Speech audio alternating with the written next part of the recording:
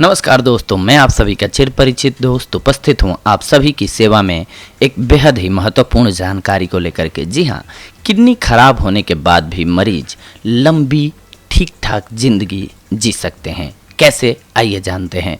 बदलते life style से दूसरी बीमारियों के साथ साथ किडनी खराब होने के मामले भी बढ़ रहे हैं। एक बार किडनी की बीमारी हो गई तो ज़्यादातर लोग ज़िंदगी से हताश हो जाते हैं, जबकि सच यह है कि अगर सही से इलाज कराया जाए और पूरी सावधानियां बरती जाएं तो किडनी खराब होने के बाद भी मरीज लंबी यानी कि ठीक ठाक जिंदगी जी सकता है। इस बीमारी के बारे में एक्सपर्ट्स से बात करके पूरी जानकारी हम आपके पास लाए हुए हैं। सबसे पहले तो जानते हैं हम 10 आम आदतें जो किडनी खराब करती हैं। नंबर 1, पेशाब आने पर करने न जाना यानी कि रोक के रखना। नंबर 2, रोज 7 to 8 गिलास से कम पानी पीना। नंबर 3, बहुत ज़्यादा नमक खाना। नंबर 4, हाई बीपी के इलाज में लापरवाही बरतना। नंबर 5, शुगर के इलाज में कोताही बरतना। नंबर 6, बहुत ज़्यादा मीठ खाना। नंबर 7, ज़्यादा मात्रा में पेन किलर लेना। नंबर 8, बहुत ज़्यादा शराब पीना। नंबर 9, पर्याप्त आराम न करना। नंबर 10, सॉफ्ट ड्रिंक और सोडा ज़्यादा लेना। किसी को भी दवाओं को लेकर एक्सपेरिमेंट नहीं करना चाहिए। बहुत सी दवाएं, खासकर आयुर्वेदिक और यूनानी दवाओं में लेड और पोटेशियम ज़्यादा मात्रा में होता है, जो किडनी के लिए बेहद नुकसानदेह साबित होता है। किडनी की बीमारी से बचने के कुछ एक उपायों को जानते हैं। रोज़ 8 से 10 गिलास पानी ज़रूर पिएं। फल और कच्ची सब्जियां ज़्यादा खाएं। अंगूर खाएं क्योंकि ये किडनी से फालतू यूरिक एसिड निकालते हैं। मैग्नीशियम किडनी को सही काम करने में मदद करता है, इसलिए ज़्यादा मैग्नीशियम वाली चीज़ें जैसे कि गहरे रंग की सब्जियां खाएं। खाने में नमक, सोडियम और प्रोटीन की मात्रा घटा दें। 35 ईयर्स के बाद साल में कम से कम एक बार ब्लड प्रेशर और शुगर की जांच ज़रूर कराएं। ब्लड प्रेशर या डायबिटीज़ के लक्षण मिलने पर हर 6 महीने में पेशाब और खून की जांच कराएं। न्यूट्रिशन से भरपूर खाना, रेगुलर एक्सरसाइज और वजन पर कंट्रोल रखने से भी किडनी की बीमारी की आशंका को काफ़ी कम किया जा सकता है। किडनी के मरीज खाने में रखें ख्याल। किसी शख्स की किडनी कितना फीसदी काम कर रही है, उसी के हिसाब से उसे खाना दिया जाए तो किडनी को आगे और ख़राब होने से रोका जा सकता है। प्रोटीन प्रति किलो मरीज के वजन के हिसाब से लिया जा सकता है। नॉनवेज खाने वाले अगर नॉनवेज छोड़ दें तो ही सबसे अच्छा होता है। वेज लोग 30 ग्राम पनीर, 1 कप दूध, 1/2 यानी कि हाफ कप दही, 30 ग्राम दाल और 30 ग्राम टोफू रोजाना ले सकते हैं आप। कैलोरी दिन भर में 7 से 10 सर्विंग कार्बोहाइड्रेट्स की ले सकते हैं आप। एक सर्विंग के बराबर होती है 1 स्लाइस ब्रेड। आधा कप चावल या आधा कप पास्ता आप ले सकते हैं। विटामिन पूरे दिन में 2 फल और 1 कप सब्जी आप लें। सोडियम एक दिन में 1/4 भाग छोटे चम्मच से ज़्यादा नमक ना लें। अगर खाने में नमक कम लगे तो नींबू, इलायची, तुलसी इत्यादि का इस्तेमाल स्वाद बढ़ाने के लिए करें। पैकेट बंद चीज़ें जैसे कि सॉस, अचार, चीज़, चिप्स, नमकीन इत्यादि ना लें। फास्फोरस की मात्रा, दूध से बनी चीज़ें, बीन्स, नट्स इत्यादि फास्फोरस से भरपूर होते हैं, इसीलिए इन्हें सीमित मात्रा में ही लें। डॉक्टर फास्फोरस बाइंडर्स देते हैं। इसके अलावा नॉनवेज का बिल्कुल भी सेवन ना करें। इसके अलावा कैल्शियम, दूध, दही, पनीर, टोफू, फल और सब्जियां उचित मात्रा में लें। ज़्यादा कैल्शियम किडनी में पथरी का कारण बन सकता है। पोटेशियम, फल, सब्जियां, दूध, दही, इसके अलावा नॉनवेज, इनमें पोटेशियम काफ़ी मात्रा में होता है। इनकी ज़्यादा मात्रा किडनी पर बुरा असर डालती है, इसीलिए इनका सेवन ज़्यादा न करें और नॉनवेज का तो बिल्कुल ना करें। इसके लिए केला, संतरा, पपीता, अनार, किशमिश, भिंडी, पालक, टमाटर, मटर ना लें। सेब, अंगूर, अनानास, तरबूज, गोभी खीरा, मूली, गाजर आप ले सकते हैं। इसके अलावा फैट, खाना बनाने के लिए वेजिटेबल या ऑलिव ऑयल का ही इस्तेमाल करें। बटर, घी और तली भुनी चीज़ें ना लें। फुल क्रीम दूध की जगह स्किम्ड दूध ही लें। इसके अलावा तरल चीज़ें, शुरू में जब किडनी थोड़ी ही खराब होती है तब सामान्य मात्रा में तरल चीज़ें ली जा सकती हैं, पर जब किडनी काम करना कम कर दे तो तरल चीज़ों की मात्रा का ध्यान रखें। सोडा, जूस, शराब इत्यादि ना लें। किडनी की हालत देखते हुए पूरे दिन में 5 से 7 कप तरल चीज़ें ले सकते हैं आप। सही समय पर उचित मात्रा में जितना खाएं पौष्टिक खाएं। इसके अलावा खाने में कुछ एक हम आपको परहेज भी बता देते हैं। फलों का रस, कोल्ड ड्रिंक्स, चाय, कॉफ़ी, नींबू पानी, नारियल पानी, शरबत इत्यादि, सोडा, केक और पेस्ट्री जैसे बेकरी प्रोडक्ट्स और खट्टी चीज़ें, केला, आम, नींबू, मौसमी, संतरा, आड़ू, खुबानी इत्यादि, मूंगफली, बादाम, खजूर, किशमिश और काजू जैसे सूखे मेवे, चौड़ी सेम, कमल ककड़ी, मशरूम, अंकुरित मूंग इत्यादि, अचार, पापड़, चटनी, केचप, सत्तू, अंकुरित मूंग और चना, मार्केट के पनीर के सेवन से बचें। बाजार में मिलने वाले पनीर में नींबू, सिरका या टॉटरी का इस्तेमाल होता है। इसमें मिलावट की भी गुंजाइश रहती है। कैसे तैयार करें खाना? वेजिटेबल ऑयल और घी इत्यादि बदल बदल कर इस्तेमाल करें। घर पर ही नींबू के बजाय दही से डबल टोन्ड दूध फाड़कर पनीर बनाएं। खाना पकाने से पहले दाल को कम से कम 2 घंटे और सब्जियों को 1 घंटे तक गुनगुने पानी में रखें। इससे उनमें पेस्टिसाइड्स का असर कम किया जा सकता है। महीने में एक आध बार लिंचिंग प्रक्रिया अपनाकर घर में छोले और राजमा भी खा सकते हैं, पर इसकी तरी के सेवन से बचें। नॉनवेज खाने वाले नॉनवेज का बिल्कुल भी सेवन ना करें।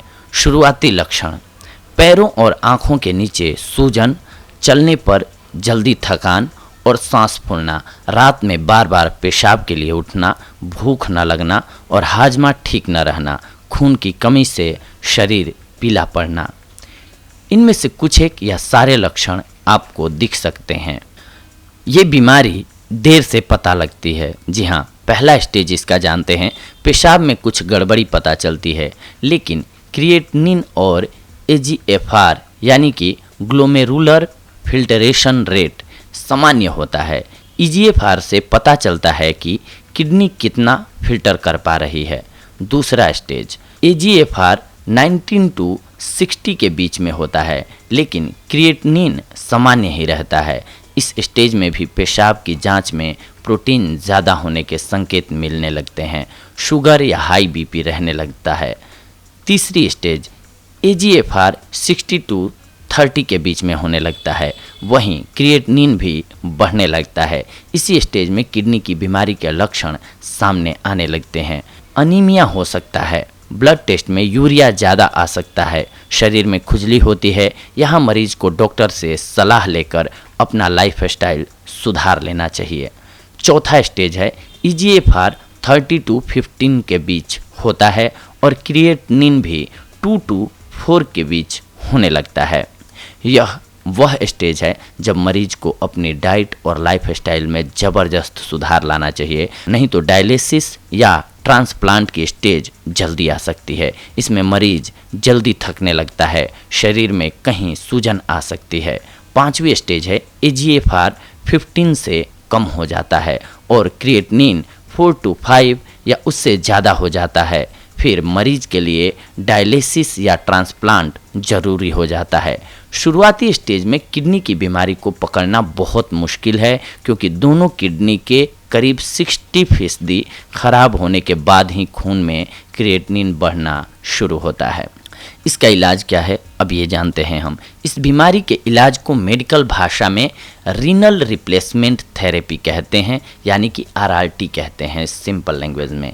किडनी खराब होने पर फाइनल इलाज तो ट्रांसप्लांट ही है, लेकिन इसके लिए किडनी डोनर मिलना मुश्किल है, इसीलिए इसका टेम्पोररी हल डायलिसिस है।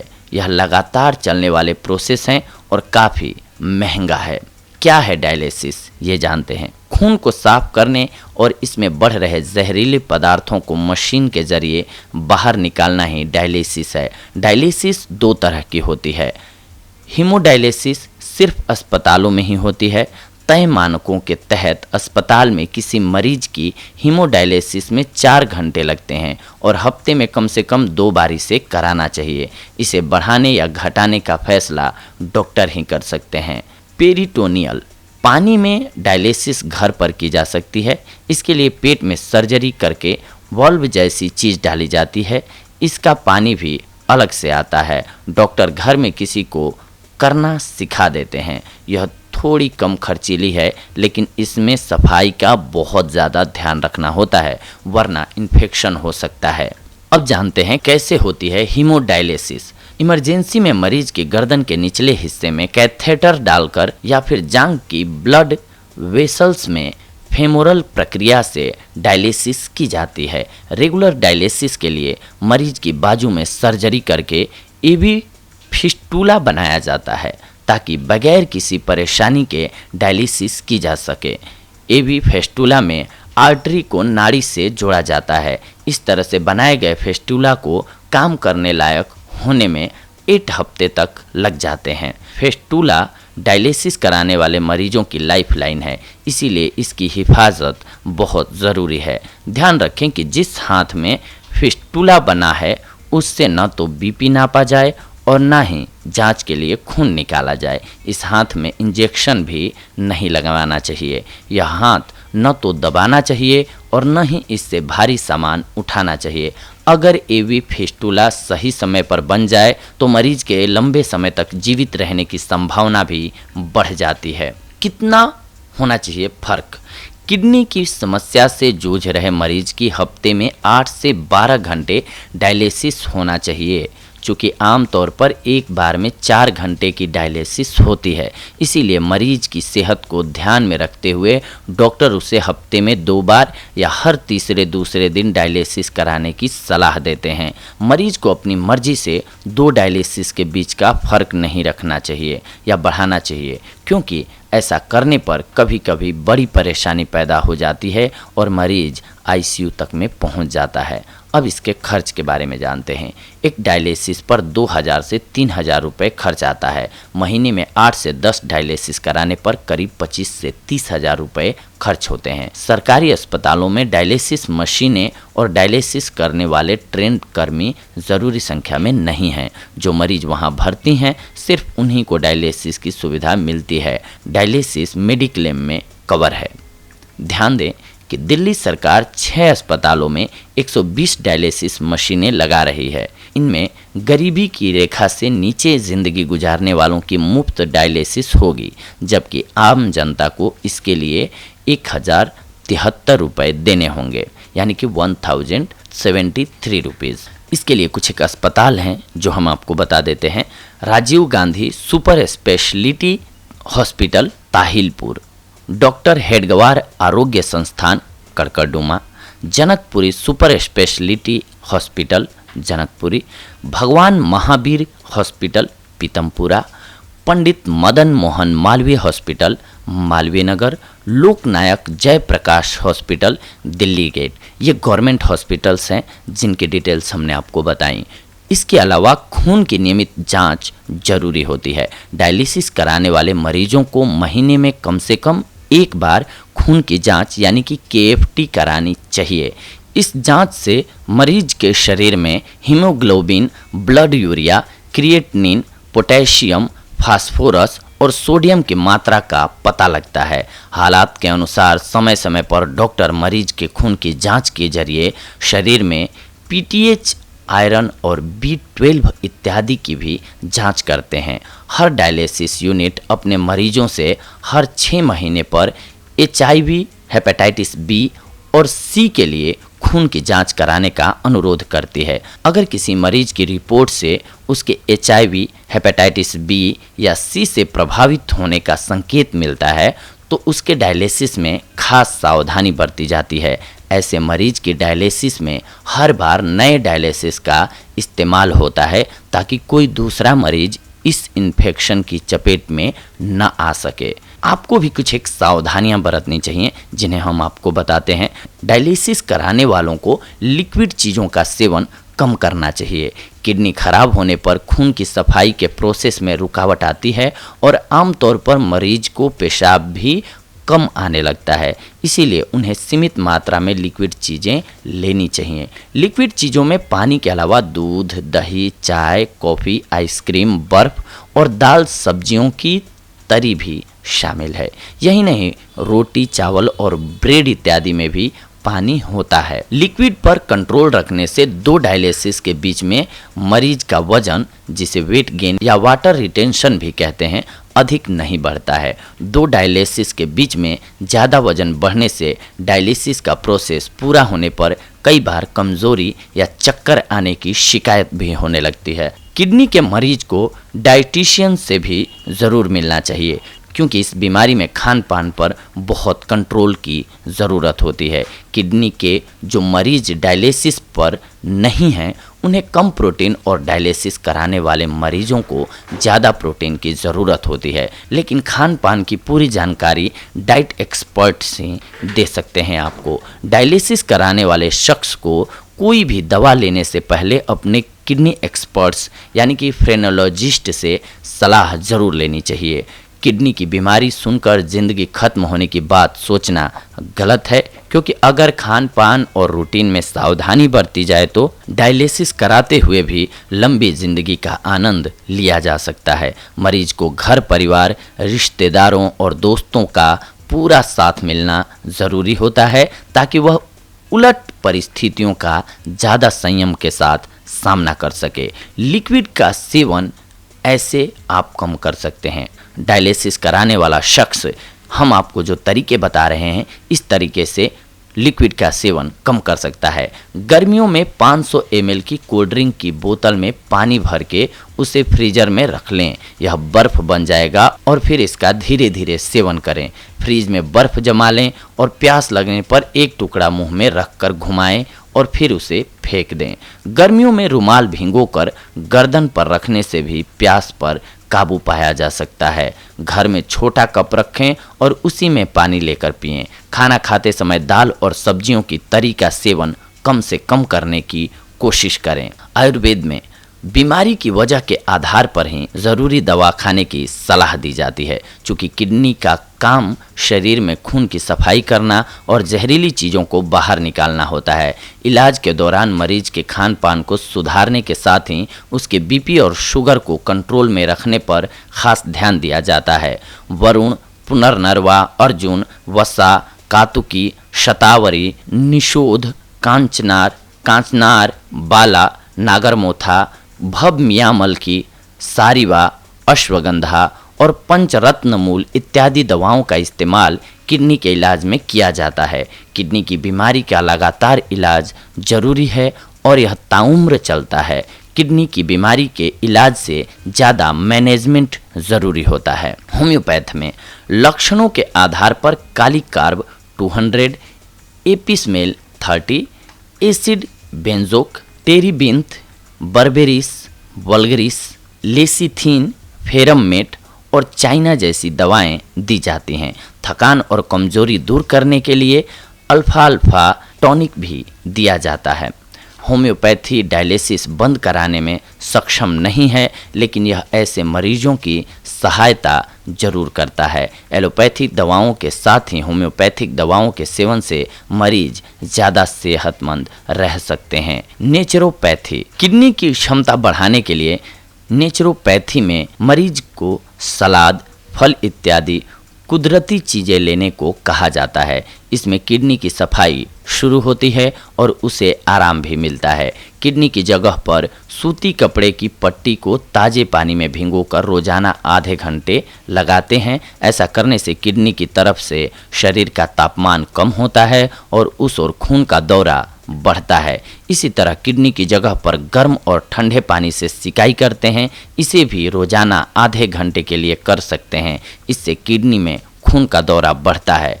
धूप स्नान के जरिए सुबह सुबह किडनी पर सूर्य की सीधी किरणों को लिया जाता है और किडनी की सफाई होती है। इसकी वजह से मरीज को एक टब में बिठाकर उसकी नाभि तक पानी रखा जाता है। यह क्रिया आधे घंटे तक की जाती है।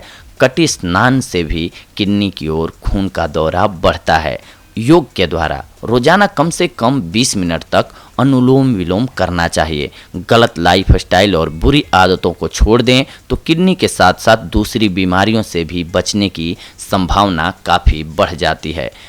इसके अलावा किडनी ट्रांसप्लांट करना, किडनी खराब होने का परमानेंट इलाज ट्रांसप्लांट के जरिए ही मुमकिन है। कहा जाता है कि सरकारी अस्पतालों में एम्स और आरएमएल के अलावा sir Gangaram, max, Apollo, Fortis, Rockland और बीएल कपूर इत्यादि प्राइवेट हॉस्पिटलों में भी ट्रांसप्लांट होता है। खर्च इसका कितना आता है ये जानते हैं। किडनी किसी ब्रेन डेड शख्स की ली जाती है तो सरकारी अस्पताल में करीब 2 लाख रुपए तक, वरना 7 to 8 लाख रुपए तक खर्च आता है। अगर किडनी देने वाले और लेने वाले का ब्लड ग्रुप मैच नहीं करता है तो खर्च बहुत बढ़ जाता है। नियम क्या है ये जानते हैं। ह्यूमन ऑर्गन ट्रांसप्लांट कानून में उन लोगों की जानकारी दी गई है जो अंग दान कर सकते हैं। डोनेशन के प्रोसेस के तहत एक समिति दानकर्ता से संबंधित विभिन्न पहलुओं पर विचार करती है। इस प्रोसेस की वीडियोग्राफी भी की जाती है ताकि डोनर से संबंधित सारे फैक्ट्स रिकॉर्ड में रहें। आमतौर पर ब्लड रिलेशन वाले लोगों को अंगदान के लिए सबसे सही माना जाता है। कैसे होते हैं ट्रांसप्लांट के प्रोसेस के दौरान मरीज और डोनर के ब्लड ग्रुप से लेकर टिश्यू मैचिंग तक कई टेस्ट करके यह तय किया जाता है कि डोनर मरीज के लिए सही है या नहीं है। ट्रांसप्लांट के बाद हालांकि डोनर कुछ ही दिनों में सामान्य जीवन जीने लगता है, लेकिन मरीज को काफ़ी सावधानी बरतनी होती है। मरीज को ट्रांसप्लांट के बाद दूसरे लोगों से अलग रखा जाता है ताकि उसे किसी तरह का इन्फेक्शन ना हो। अस्पताल से घर पहुंचने पर भी कुछ महीने परिवार के सदस्यों से भी दूरी बनाकर रखने की सलाह दी जाती है। इन्फेक्शन से बचने के लिए हमेशा मुंह पर पट्टी लगाकर रखनी होती है। किसी के भी कांटेक्ट में आने पर फौरन हाथ साफ करने को कहा जाता है। किडनी एक्सपर्ट्स की देखरेख में हमेशा दवाएं खानी होती हैं और जांच भी करानी बेहद ज़रूरी होती हैं। तो देखा दोस्तों, आप सभी ने, आज हम आप सभी के लिए एक बेहद ही महत्वपूर्ण जानकारी लेकर के आए थे, शोध लेकर के आए थे, क्योंकि ये एक जानलेवा बीमारी है तो इसके संबंध में हमें जानकारी होना बेहद ज़रूरी हो जाता है। तो ये थी आज की हमारी जानकारी आप सभी के लिए। अगले एपिसोड में जब हम आप सभी के साथ जुड़ेंगे तो एक और नई महत्वपूर्ण जानकारी होगी आप सभी के लिए हमारे पास। तब तक के लिए धन्यवाद, नमस्कार। अगर आपको वीडियोज़ हमारे अच्छे लगते हैं तो शेयर एंड कमेंट करना ना भूलें। Thank you so much.